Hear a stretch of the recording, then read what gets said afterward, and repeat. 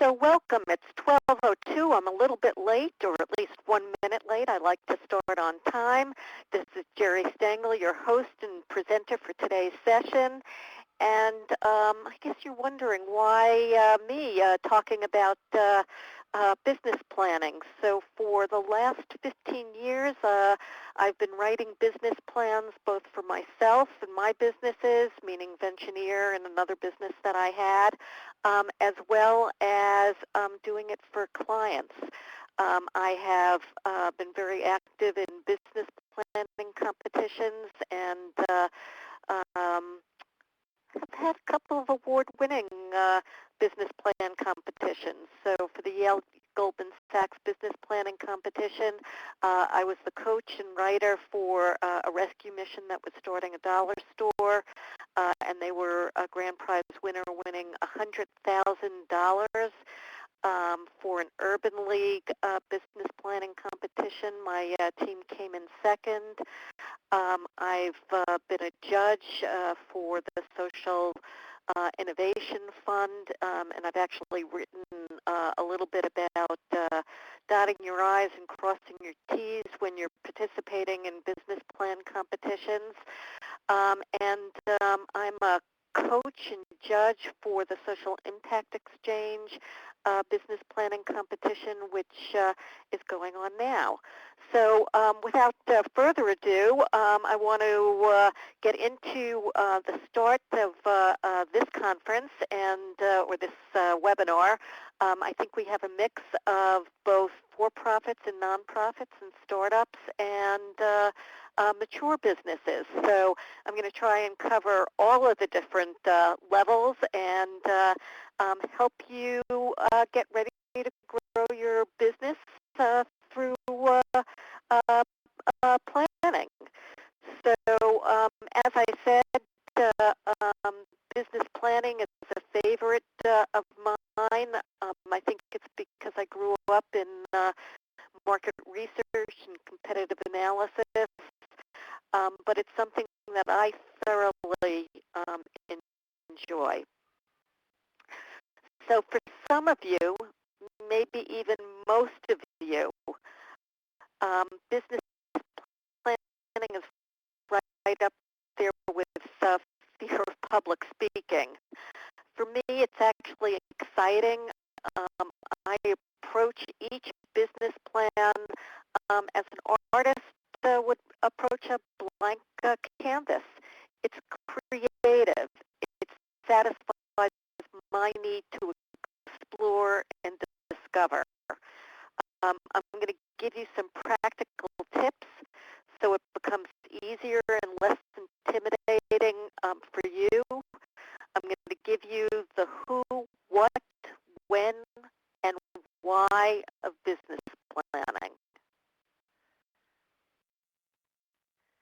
So understanding why you do a business plan will help put the process in perspective. My hope is that if you understand the value and the benefits, you'll become enthusiastic about the process. Depending on your purpose, the length of the document of the business plan will actually vary. And I really want to remind you that this is a living, breathing document, one that changes as time goes on. You don't have to change it every day or every week or even every month. But you do need to change it periodically, most typically annually. But if you're on the hunt for money, it's going to change even more frequently. So those of you who were on the call yesterday know that I like to ask questions. So this is one of those times that I'm asking the audience, why undertake writing a business plan? So if you would chat your or type your answers in the chat window, why undertake a business plan?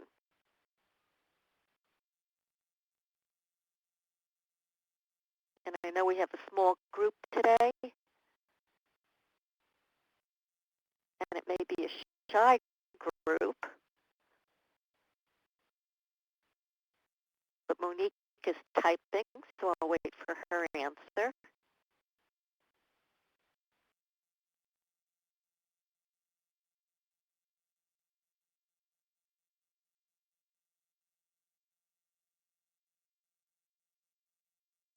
And Sarah is typing.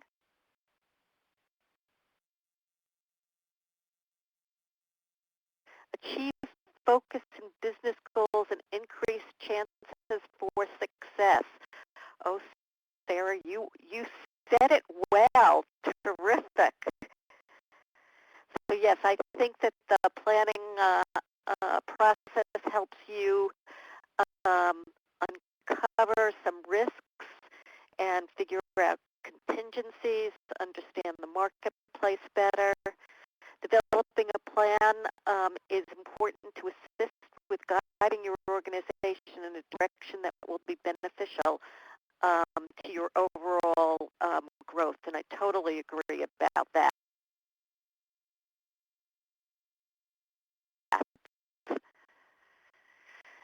So it's about developing a framework for decision making, allowing others to understand the whys and the wherefores, and ultimately to make decisions without you being involved. Remember, it's a whole lot cheaper to think things through on paper than in the real world. The plan will also help you figure out how much money and people you need and when you need them. So we've got a poll, and I'm going to move over the poll question and open it up. So are you raising money, and what kind of money are you raising? So are you going to be going to angels, which are accredited wealthy people who can afford to lose money if they invest in you? Will you get a loan? If you're a nonprofit, you're probably going to either donors or foundations. What kind of money are you going to raise? Is it your own money? I'm self-funding pensioner. Maybe you're going to friends and family. Credit cards, another business that I did, we used a lot of credit cards. And actually, I still use a little bit of credit cards. So because we have a small group, the numbers are not being well dispersed. So typically, credit cards for for-profit would be used.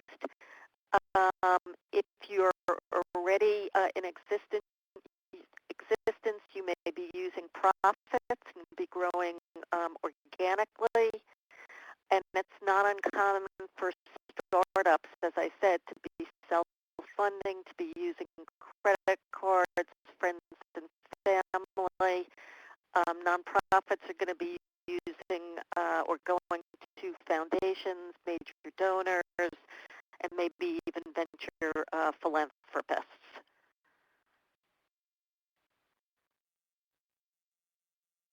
So I'm going to close the poll and move on to the next slide.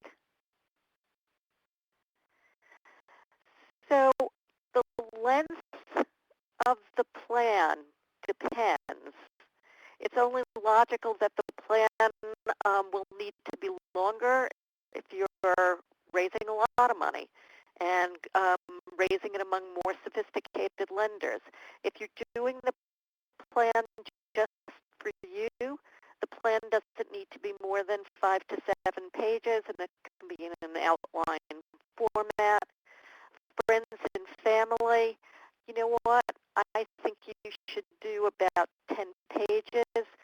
I think it's important that they know that you're serious about it and that you're actually going to do legal papers and sign off on things and be very professional.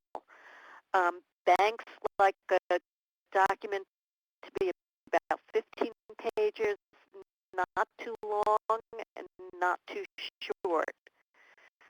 Um, Angels, major donors, if you're a nonprofit, foundations, again, if you're a nonprofit, are going to want more in the 15 to 25 page, and venture capitalists and venture philanthropists who are really very, very sophisticated investors are going to want to see probably a longer plan, more detailed, and that's going to be 25 to 40 pages.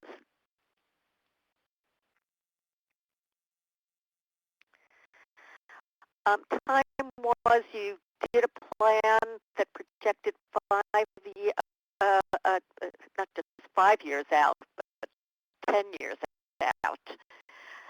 Things are changing because, as all of us know, things change at the speed of light now. For the most part, people want to see 3 years of projections. That being said, some banks, and I'm going to put some foundations in this, may want to see 5 years worth of projections.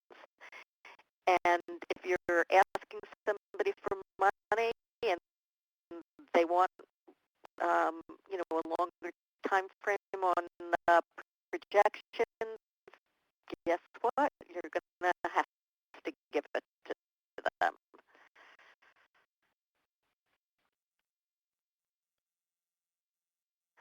So it really does vary by your need.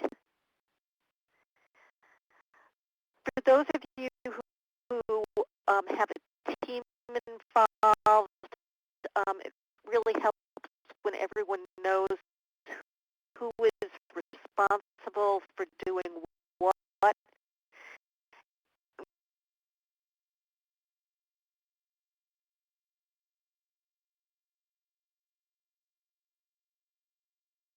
When it's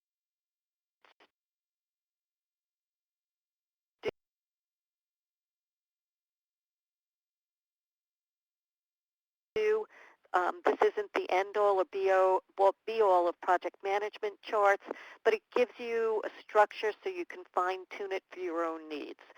So, it's your team. You're going to not need the title up there. You might not have last names, but you do want to have that first name, the responsibility, what's the task, the timing, and in the column of comments, it might be, a status update, maybe some problems that somebody is running into, so that everybody is in the loop. So I'm going to pause now and see if you have any questions.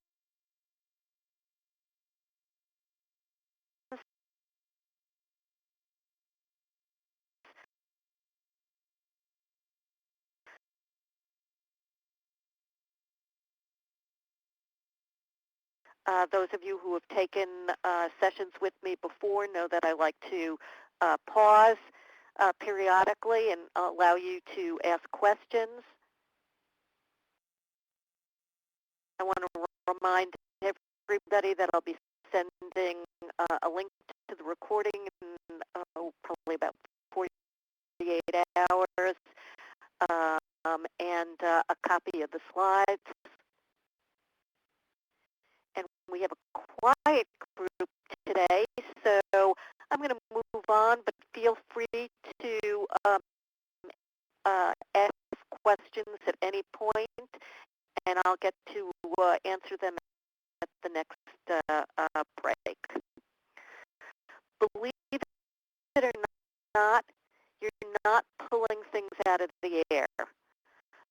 Though some of my students at the new school thought that this technique would fly. You don't need to be a business planner when things are made up. Your potential investors and partners will know too. You need to use credible and reliable sources of information.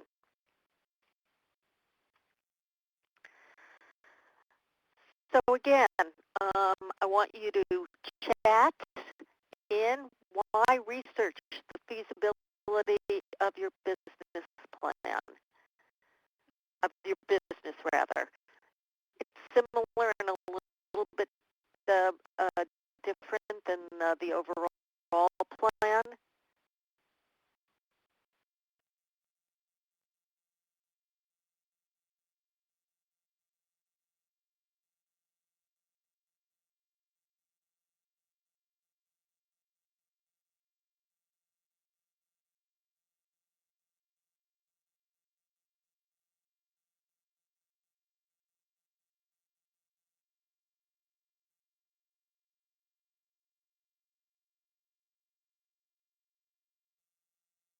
So I see Monique is typing in. Thank you. Again, with a small group, I appreciate everybody actively participating.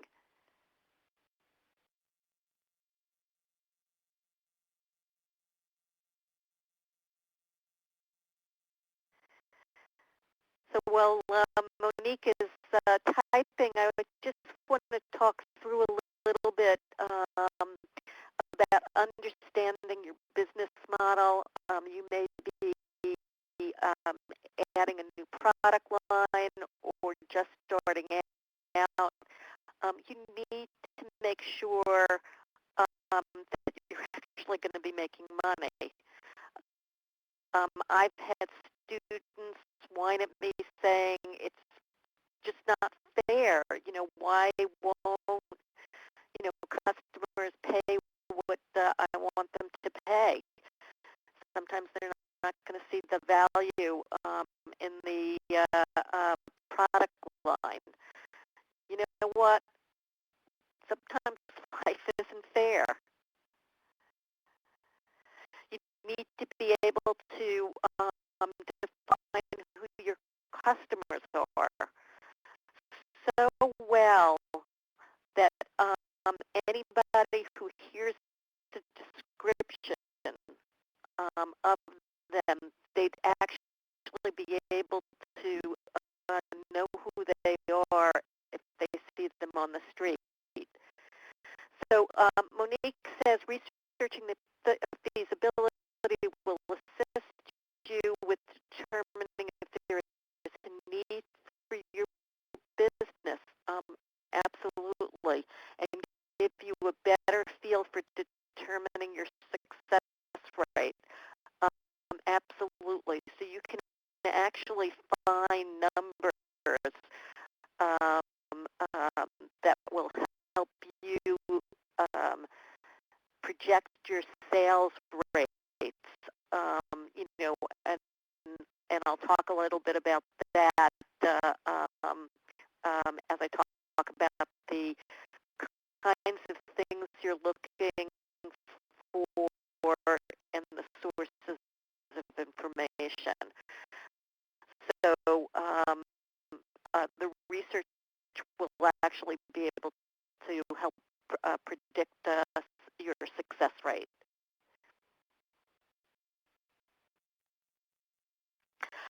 If you tell a potential investor or a partner that you have no competition, you're really asking to be left out of the room. You just don't understand your market. If you think you have no competition, get real. And that's even in the nonprofit world. There isn't a category that doesn't have multiple players. You may play nicely and collaborate together, but they're still in the grand scheme of things competing for money, um, and um, even for services. Get feedback from your potential market on the concept, pricing, and positioning. And I'll talk about some ways of doing that in a couple of minutes.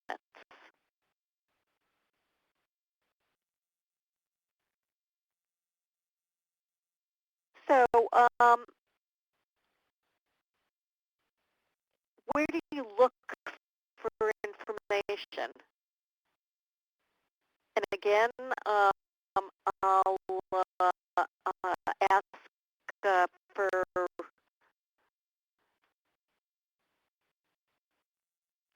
some thoughts on this.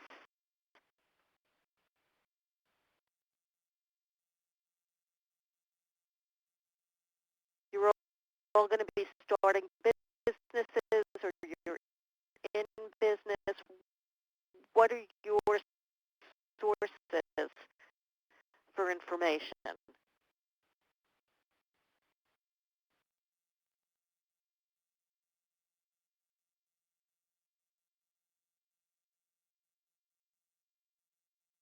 So sometimes it's about just letting your fingers do the walking, as the old Yellow Page ad would say, and certainly the internet. Thank you, Sarah. The internet. You were going where I was going. Is going to provide lots of information.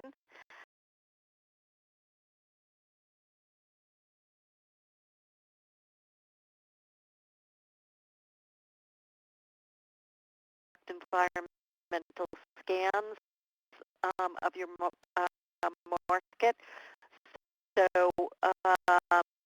absolutely, that's very typical in a nonprofit arena, that you would actually be getting a group together and uh,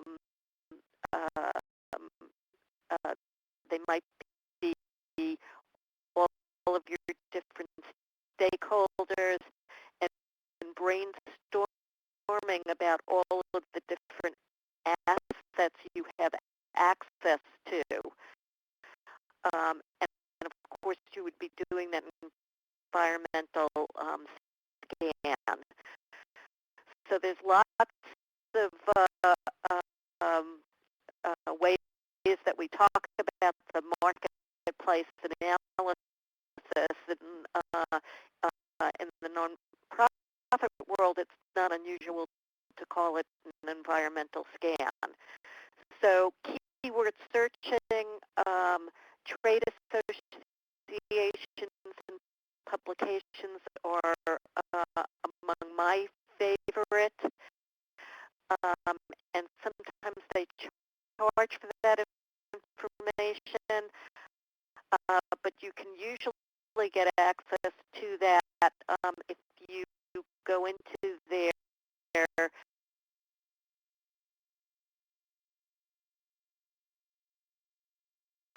press center or their press room and get their press releases. So they'll give a little bit of free information, and that's usually enough to get you going with the numbers that you need.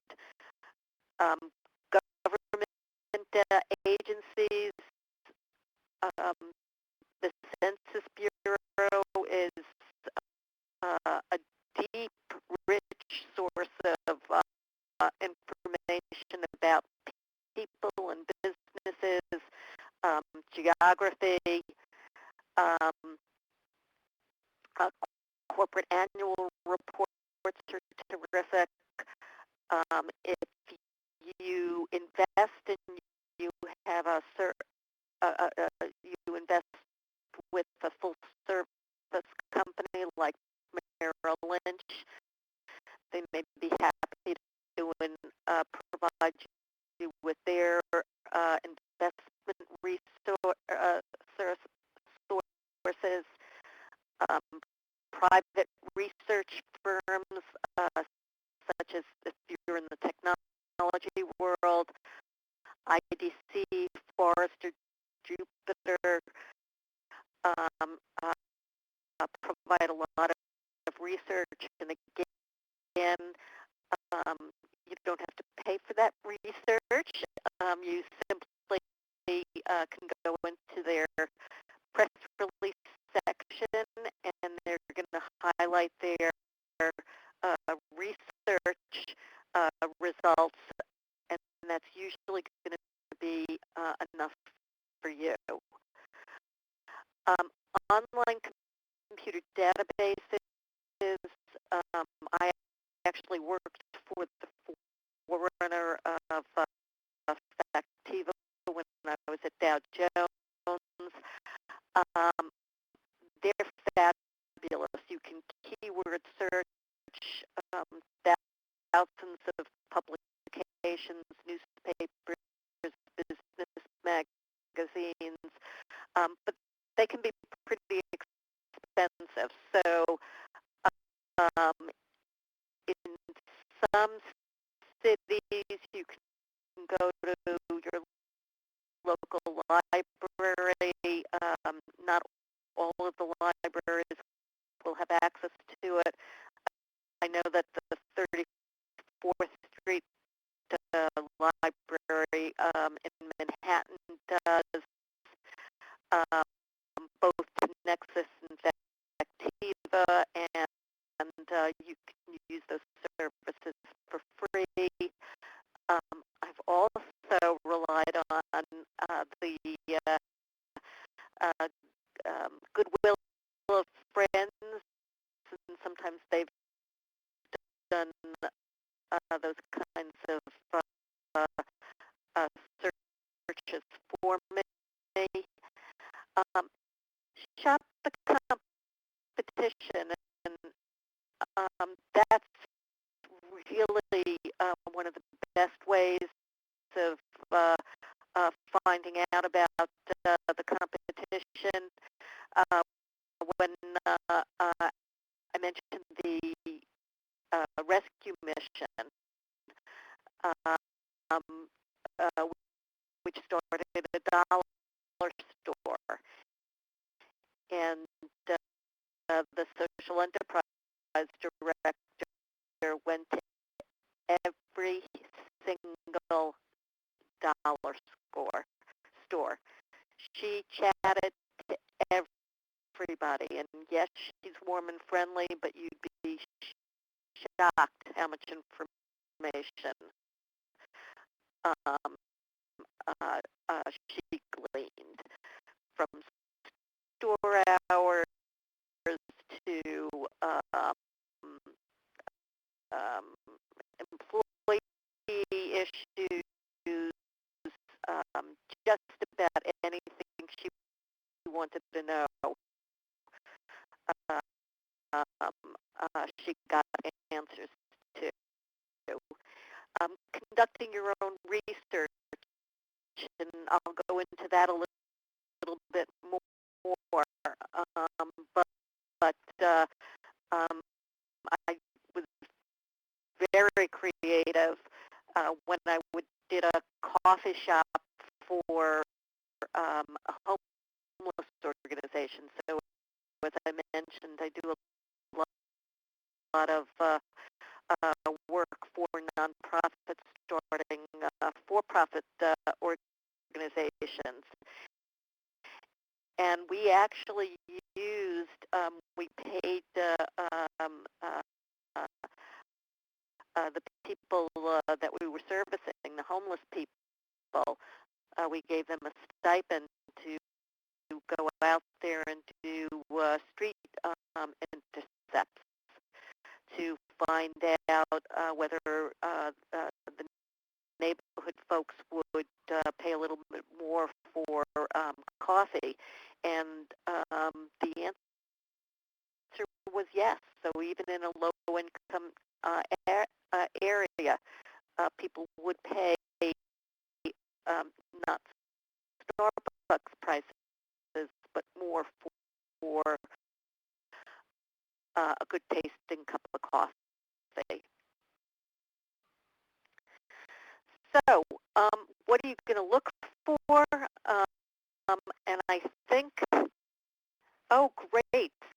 Sarah has mentioned Simmons data, so she's taking me back to I th- to my media and marketing research days.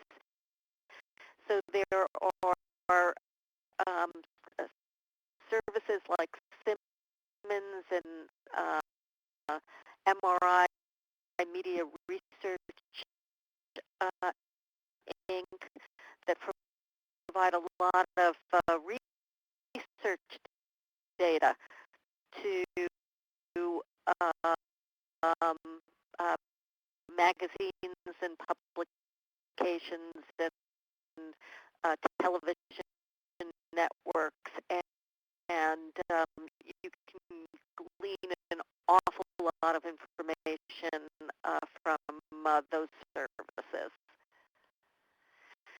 So you're looking for market size, um, number of purchases, dollars spent, competitor share of market. You're not going to find everything, but you're going to, um, as you're looking, you're just going to pull what you can find and know that you have it. And as you begin writing, you're going to use the information that you do have. And your audience, meaning the bankers, the um, foundations, uh, know that you aren't going to have access to absolutely every bit of information. You want to talk about the characteristics of the market, the growth rate, the sensitivity to economic cycles. You nonprofits still in a recession because many of them are funded by state and local government organizations, and um, um, government has not finished shedding all of its jobs and contracting, on its spending. So corporations have um,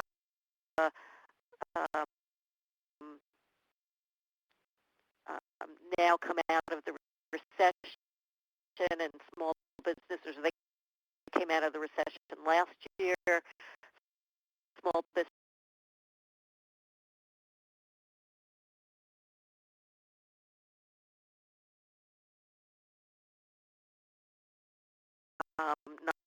nonprofits before they come out of the recession.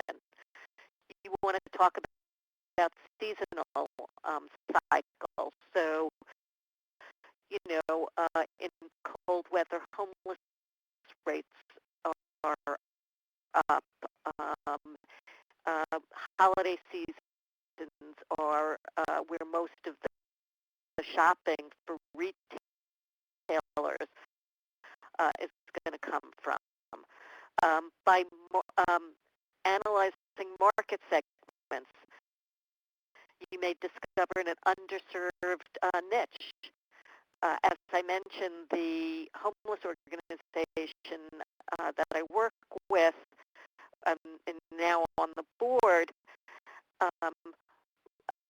looking to open up coffee shops in low-income neighborhoods because with all of the Starbucks that you see in many neighborhoods, you don't see them in low-income neighborhoods. You don't see Dunkin' Donuts or McDonald's even. So it ended up being that this was a great idea because multicultural neighborhoods love coffee. And there was an aha, moment, where they got it. People will spend money, even low income. Is your industry mature, new, expanding, stable, declining?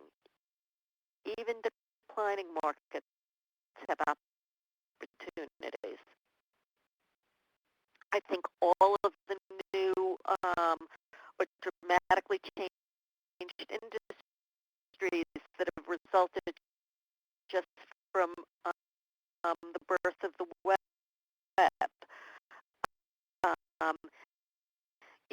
We now get our movies delivered by mail. Netflix,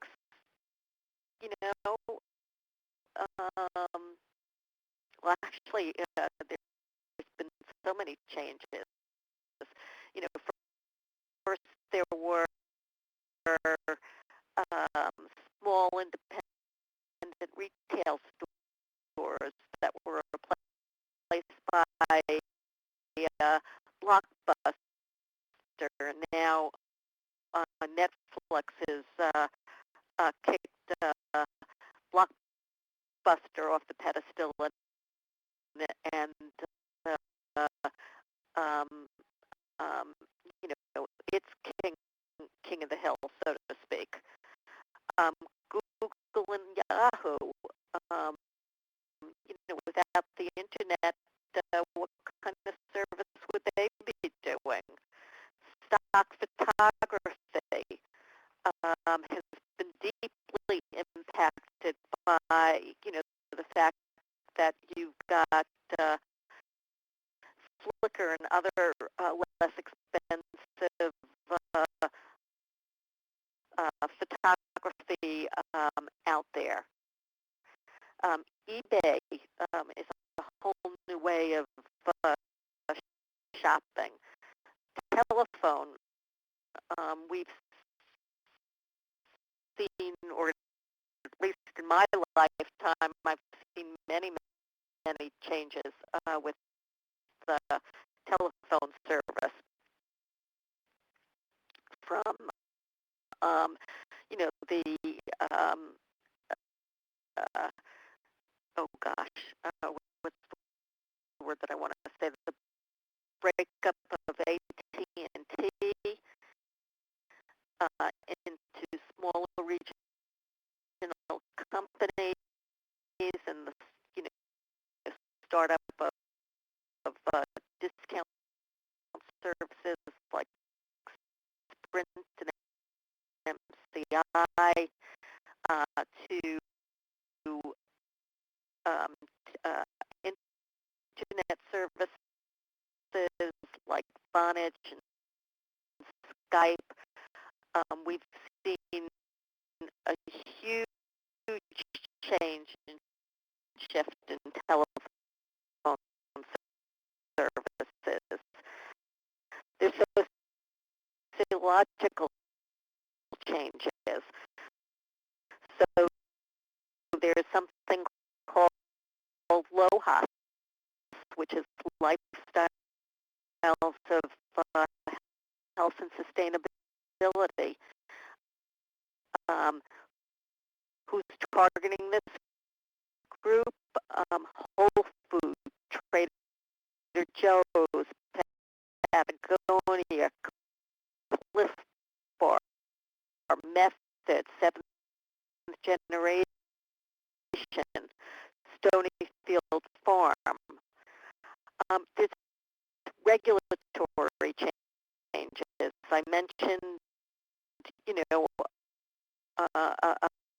about AT&T, but also the stock market industry. Many was affected by regulation. Many brokerage firms use this.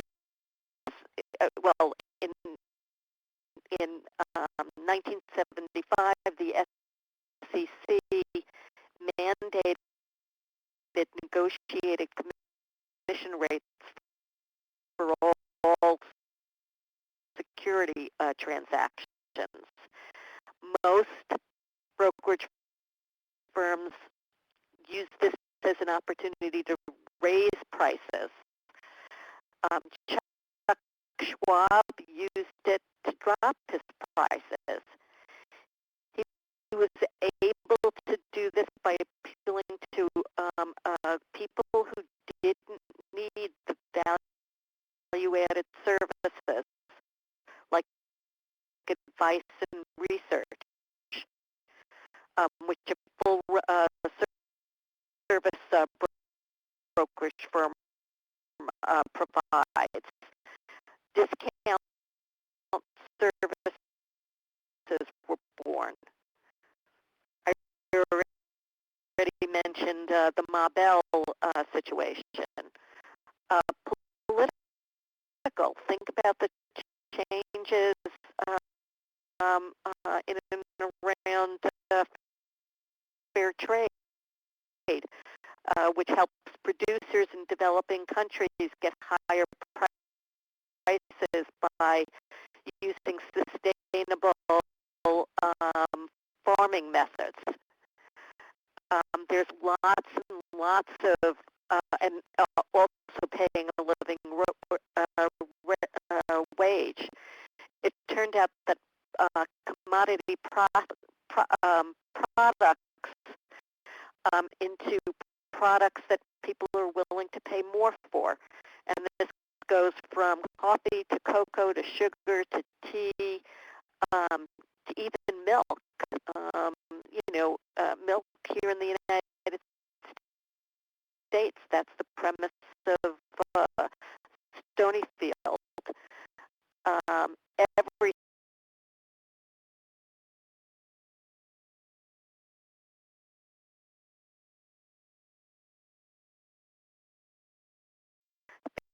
fair trade, economic,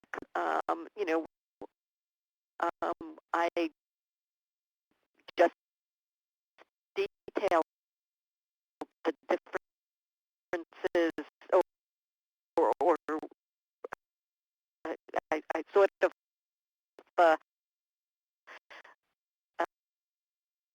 went into the great recession that we're still coming out of, and the impact on all of us. What about assumptions? You can actually find lots of information from sales per square foot, revenue per employee. You'd be amazed what kinds of information when you talk to vendors. Or go to trade shows, read corporate annual reports. It wasn't just that Darlene, the social enterprise director, could Sweet Talk a Rattlesnake, that she got all sorts of information. It was also that at least $1 store chain is a public company, and we were able to find out oodles and oodles of information by looking at their annual report. You also need to understand the barriers to entering your chosen industry, and also, if you're already in the industry, how barriers are changing. I do a lot of work, believe it or not only with nonprofits, but with diamond manufacturers. And there's lots and lots of barriers to entry. Obviously, you need inventory, which costs oodles amounts of money. If you're going to be cutting stone, you need, really high-powered technology. Um, and there are other industries like biotech, where substantial expertise in licensing is going to be required. So you want to compare yourself to the competition. And again, I'm going to turn to the audience, to the attendees, and ask, what do you think you should be comparing yourself to when you compare yourself to the competition?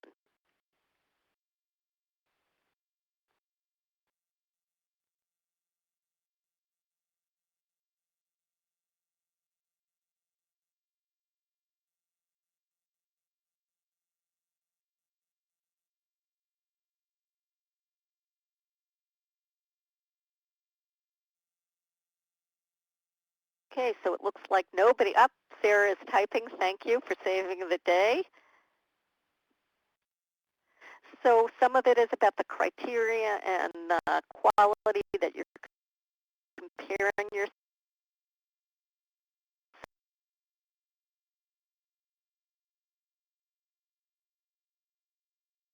yourself. It's how you're going to ultimately differentiate yourself. So I go into a fair amount of detail here. I'll choose 3 to 5 competitors to compare myself and actually make a chart. But the kind of information is going to vary by your organization.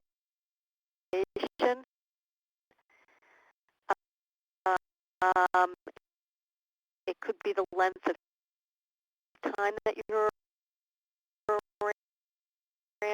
In many industries, that doesn't matter.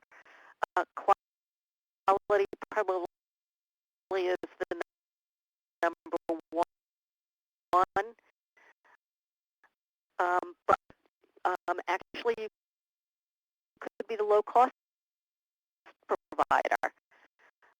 So quality may not be what you're providing.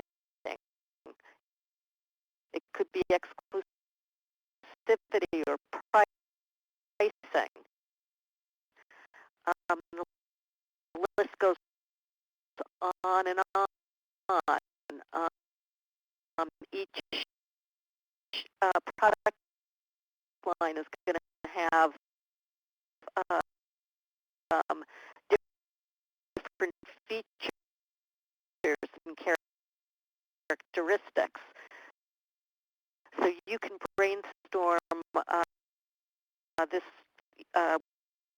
with your team.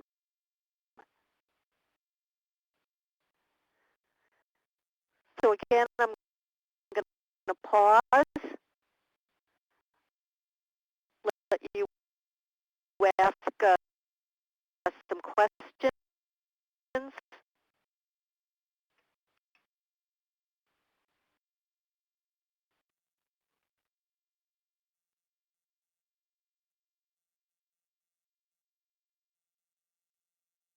And again, it's a small group, so if we don't have questions at this point,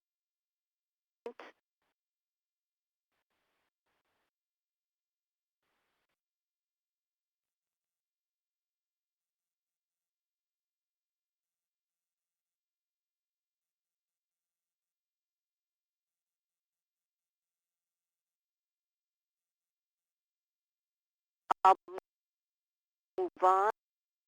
And if you have any questions, just ask them whenever they come up.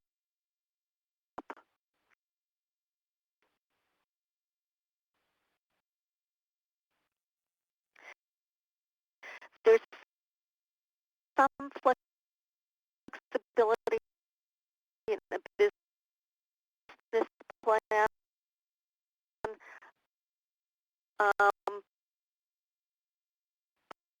but it's honestly pretty formulaic.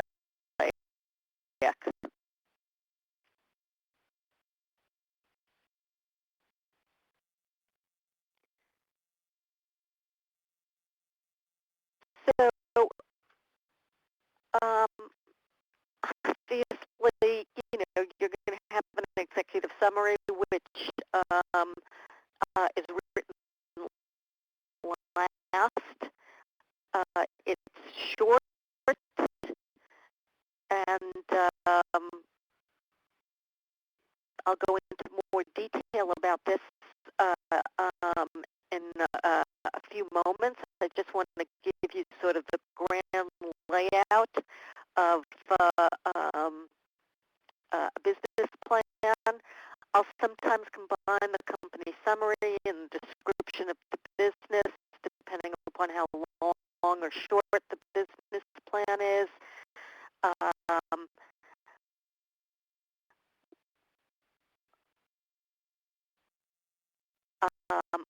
I move contributions and milestones. Sometimes I put it in the business description. Sometimes I'll put it in the operations. And at times I put it in marketing.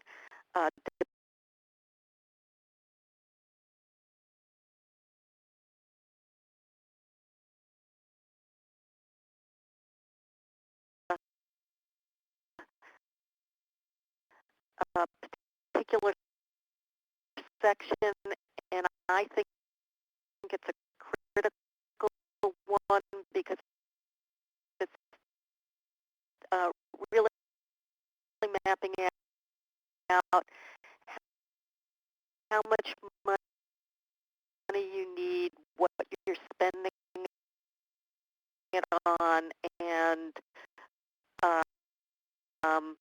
when you're going to actually need it. So that could be staff, that could be equipment, that could be your store location.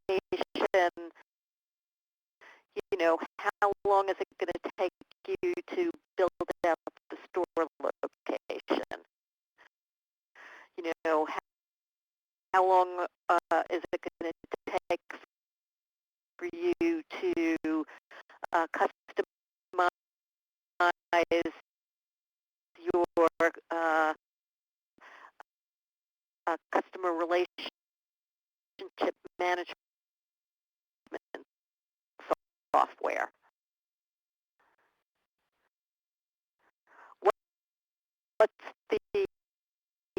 market opportunity.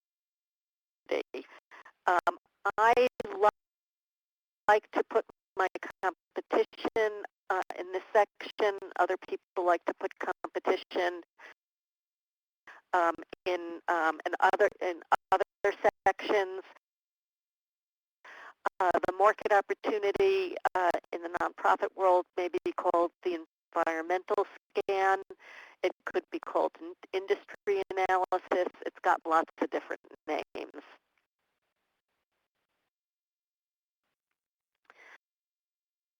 Marketing strategy, that's your marketing plan. It's your tactics for getting the word out about yourself. Operations, which is sort of a procedural, a high-level procedural manual. You don't have to do more than 1 to 3 pages, but it is very much like it's the logistics plan for your business.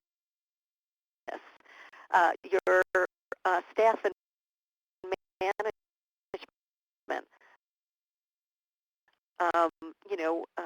who do you need?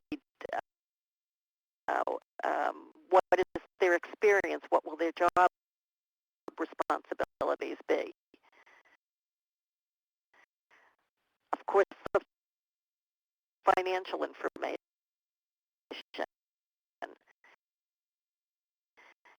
And some people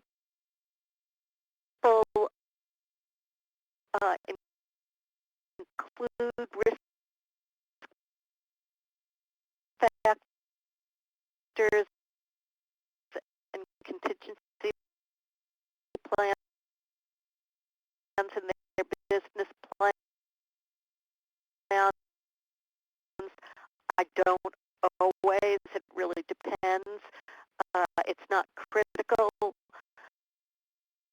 but that being said, if you're in a business plan competition, you're going to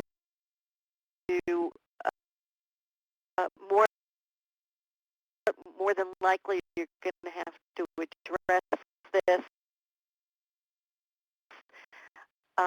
because it's going to be one of the required sections. And when you are doing business plan competitions,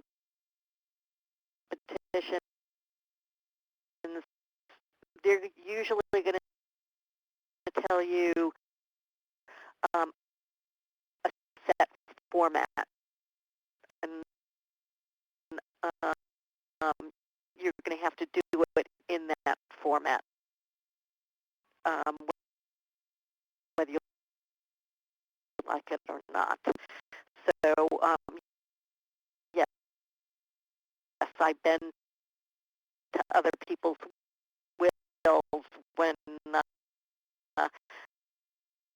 I'm in a business plan competition situation.